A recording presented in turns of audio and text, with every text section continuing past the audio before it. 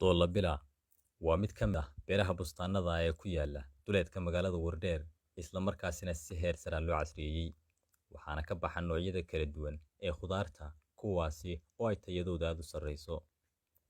Inkastoo ay jiraan dad badan oo aaminsan in gobolkani uusan ahayn mid ku wanaagsan wax soo saarka iyo tabaca beeraha, haddana tani waxay beeninaysaa isla markaana ay meesha ka saaraysaa tuhunka qaldan ee ay qabaan dadkaasi, iyagoo u sababeynaya inuu dhulkani yahay mid joogiisu sarreeyo ahna oo mane aan lahayn biyo ku filan wax soo saarka, sidaa daraaddeedna ay adag tahay inay guulaystaan isku dayada noocan oo kale ah iyo tijaabooyinka wax soo saarka. Doolla Bila oo ah beer hab casri ah loo farsameeyay ama loo qaabeeyay kuna taal ceelka roob daay ee duleedka magaalada Wardheer, ayaa waxaa ka baxa khudaarta kala duwan sida liinta, babayga, xabxabka lowska, qajaarka, yaanyada, muuska iyo qaar kaloo badan. Beerta Doolla Bila oo ay aas-aaseen muwaadiniin u dhashay gobolka, iyagoo aaminsan inuu gobolkani yahay midka ugu wanaagsan ee la maalgashado cimilo ahaan iyo carro ahaanba, ayaa noo faahfaahiyay guulaha ay ka gaadheen tijaabooyinkoodii iyo natiijada ay heleen intii ay ku guda jireen maalgelinta beertani. Waxaan markan idin hor keeni doonaa Maxamuud Wadani oo ka mid ah xubnaha milkiilayaasha ah ee isagu gacanta ku haya beerta bustaanka ah ee Doolla Bila. waan dhawahay bahdan soo booqatay haddii beertan aan idinka warbixiyo. beertan horta waxaa la dhahaa saad soo sheegteen Doolla Bila la dhahaa muddo 14 bilood bay hadda aas-aasan tahay. waxaan ku aasaasnay xubno iskaashata oo Doolla Bila la dhaho oo dadkii maaragtay isugu jira galbeed ama ka yimaaday iyo xubno meelaan sii joogay. waxaana go'aansanay markii baahiyaadka meesha ka jira gobolka Doolo iyo dadku suunsan u fahansaneen in dhulkani uu wax ka soo baxayo, markaan qiimeynay baan go'aansanay inaan samayno beertan. waxaana naga caawisay gabadh qurba jooga oo la dhaho Nasra Ibrahim Khair. marka xaalka beertu oo kooban waa sidaas. waayahay saynu hadda aragno Maxamuud beertu aad bay u ballaaran tahay, sidoo kale sida halka ka muuqata waa beer si loo sameeyay casriyeysan oo aan ku badnayn deegaankeena haddii ay ka jirtaba aan ku badnayn. bal idinka ayaa idin fududeeyay ama xirfadda noocan oo kale ah ee aad beertan u qaabayseen mid aad meel kale aad ka soo minguuriseen baa mise waa mid idinku fikir idinka ka dhashay weyn?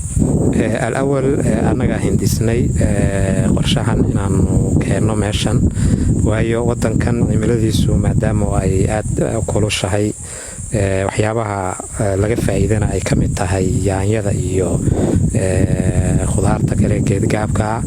waxaan qaadanay qorshe casri ah oo ay gabadhaasina ay soo hindistay oo greenhouse la dhaho. noocyaha hadda guryahan cagaaran aad aragtaan greenhouse baa la dhahaa, waa 3 greenhouse. waxay maaragtay sahlaysaa in cadceedii kululayd geedkii ay ka weecato, waxay sahlaysaa inuusan cayayaan u gelin meesha. marka waxa aad ku beerto inuu si tayala u soo baxo oo nacfile ayay sahlaysaa. waayahay marka hadda beertu wax soo saarka ama hadda qaababka kala duwan ee bustaanka ee beertan ka soo go'aya imisa nooc bay isugu jiraan? waxay isugu jiraan ilaa dhowr nooc bay isugu jiraan. beertu al-awwal waa ilaa 4 hektar, 2 greenhouse iyo dhul open field la dhahaa oo drip irrigation ahaana oo banaanka hadda babayga iyo ay ku yaalaan geedaha liinta iyo lowska. marka calaa xilligan hadda aan joogno waxaa ku beeran babaygii, liin macaantii, liin dhanaantii, saytuunkii, qarihii, lowskii iyo waxyaabo kale oo khudaar geedgaagaaba ku beerani. marka noocyahaas hadda beertu u qaybsan tahay. inta badan dadkeenu ma aaminsana in gobolkan maadaama uu yahay meel joogiisu u sarreeyo isla markaana uu yahay dhulka aan biyaha badan lahayn, waxay aaminsan yihiin inuusan nacfi badan oo saasi ka soo go'ayn, waa aaminsan yihiin. marka arrinka isaga idinku markaad tijaabiseen maxaad ka leedihiin ama natiijada idinka soo baxday tijaabadiinni maxay noqotay? dhulkan horta dhul jilicsan weeyaan. dhulkuna haddii uu jilicsan yahay wax badan baa ka soo baxa. waxaa ugu fiican oo ka soo baxaya hadda xabuubka, basasha, qaraha iyo digirta. wax aan maaragtay aan ka soo baxaynin wuu iska yaryahay. marka dadka aaminsan inuusan dhulkani waxba ka soo baxaynin waa dad kolley mashaqaystayaal ah iyo dad aan fikir macnaha inay wax soo saartaan aan ku jirin weeyaan dadkaas. xagee maadaama marar badan uu roobka ama biyaha cirku ay raagayaan oo laga yaabo inay abaaro ay yimaadaan xilliyadaas oo kale ma roobka cirkan baad la sugtaan mise waxaa jira waraab kale oo gooni ah oo aad ugu talagashay inaad u samaysaan beerta? waxaa jira waraab kale oo gooni ah oo talagalay oo hadda ceel la dhaho jilaal jabiye yaa noogu xidhiidhsan yahay amahan aragtaan iyo tuumbooyinkan aragtaan yaan kasoo xidhiidhsanay. marka xilliga jilaalka noocaas aan uga faa'iidaysanaa oo hadda greenhouse-yadu waxay qaadanayaan biyo yar.